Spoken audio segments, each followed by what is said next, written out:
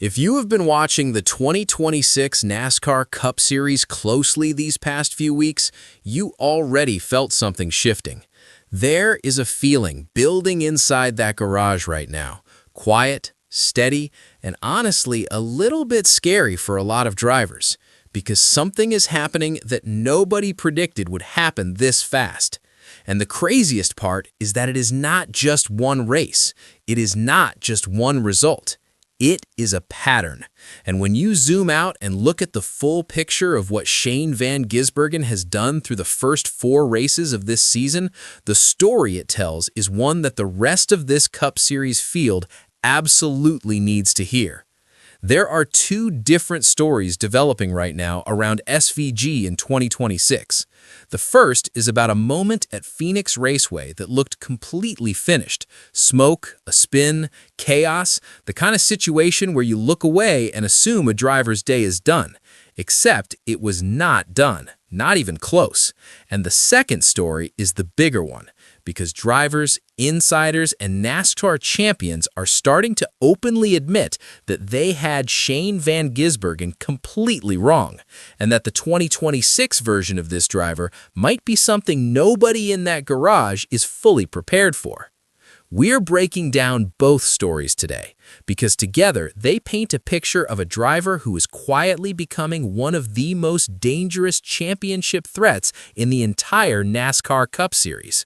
Before we get into it, if you are a real NASCAR fan who watches every race and wants to talk about this sport with people who actually care about it, subscribe to NASCAR Report right now.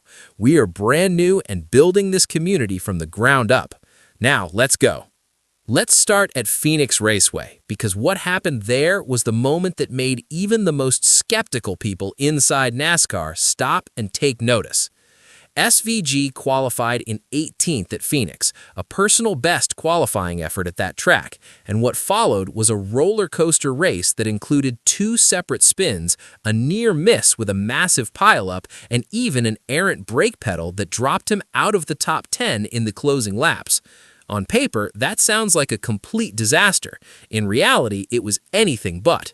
Jeff Gluck of the Teardown podcast watched the spin happen from the press box and immediately wrote SVG off.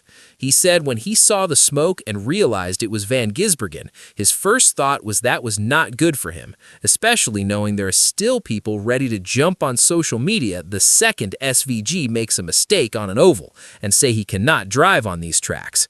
But then something happened that Gluck still can't fully explain. Van Gisbergen fought back through the field and finished 11th. Gluck admitted on the podcast he has no idea how it happened, that during one of the late restarts he looked up at the scoring pylon and SVG was suddenly right back inside the fight, suggesting the team may have taken 2 tires to gain track position. Van Gisbergen himself called it an excellent result for the crazy day they had, pointing out that his Chevrolet had real speed, but that the 2 spins kept resetting all the progress he made each time. He said he passed a lot of cars, that it was a good points day, and that he was heading to Las Vegas with a lot of momentum. 2 spins, chaos everywhere, and his takeaway is momentum. That tells you everything about where this driver is mentally in 2026. To understand why Phoenix matters so much, you have to go back to Atlanta, because that is where this story really began. At Echo Park Speedway, Van Gisbergen scored a 6th-place finish, the best oval result of his entire NASCAR Cup Series career. And he did it despite going for 2 separate trips through the infield grass during the race. 2 spins, still finished 6th, on an oval. That is not survival. That is racecraft. The first spin came at the end of Stage 2, when Kyle Larson dove all the way from the top lane to the bottom directly across SVG's nose while Van Gisbergen was fighting for 3rd. Larson spun into the wall and his day was done. Van Gisbergen slid through the grass and kept going. Just 39 laps later, he went for another slide through the infield after losing traction just outside the top 10. He came back from that one too.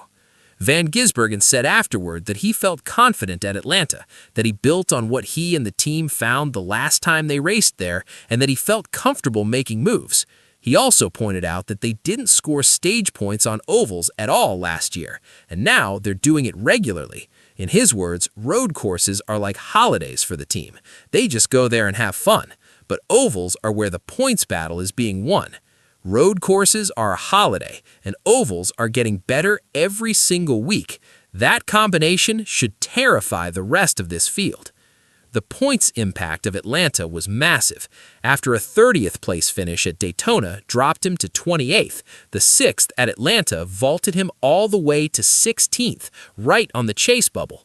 One oval result, nearly 12 spots in the standings. That is not luck. That is a driver figuring it out in real time. Now, let's look at the full 4-race picture, because this is where things get really serious for the rest of the field.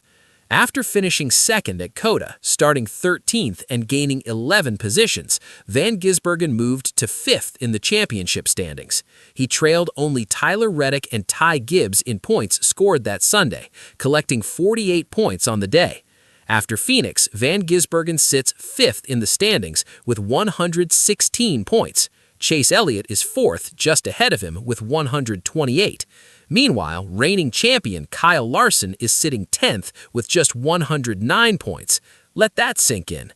The reigning Cup Series champion is behind Shane Van Gisbergen in the standings 4 races in, on ovals, the place where everyone said SVG could not hurt you.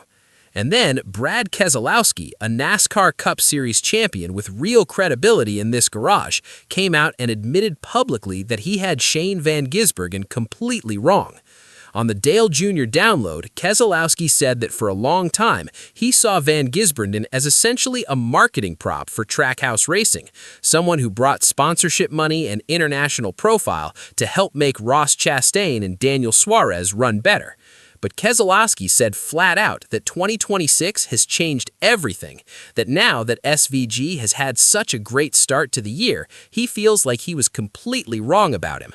That is a massive admission from a champion, and it tells you exactly how dramatically the perception of this driver has shifted inside the garage in just 4 races. Jordan Bianchi on the teardown added that when you talk to other drivers in the garage, they are in awe of Van Gisbergen's ability, because those drivers understand better than anyone how difficult it is to transition from another series into the NASCAR Cup Series and make it look like this. The teammate situation at Trackhouse makes this even interesting. While SVG sits 5th in the standings with 2 top 10s and a top 5 finish, teammate Chastain is stuck 23rd after crew suspensions and the COTA fallout. The driver who was supposed to be Trackhouse's #1 driver has been outperformed by the guy many people thought was just there to support him. Here's the bottom line. Shane Van Gisbergen in 2026 is no longer a road course specialist biding time on ovals. He is a driver who is learning faster than anyone predicted, building confidence every single week, and sitting inside the top 5 in the championship standings after 4 races. He's heading to Las Vegas next with real momentum behind him, and if the oval improvement keeps going the way it has been through Daytona, Atlanta, and Phoenix, the rest of this Cup Series field has a very serious problem on their hands. Everyone already knew what Shane Van Gisbergen could do on road courses. Now the ovals are starting to look the same way, and that should scare every single driver in that garage. Drop your take in the comments. Is SVG a legitimate 2026 championship contender? And which driver do you think is most threatened by his oval improvement this season? I want to hear from you. Subscribe to NASCAR Report for this conversation every single week. Like the video, hit that subscribe button, and I will see you at Las Vegas.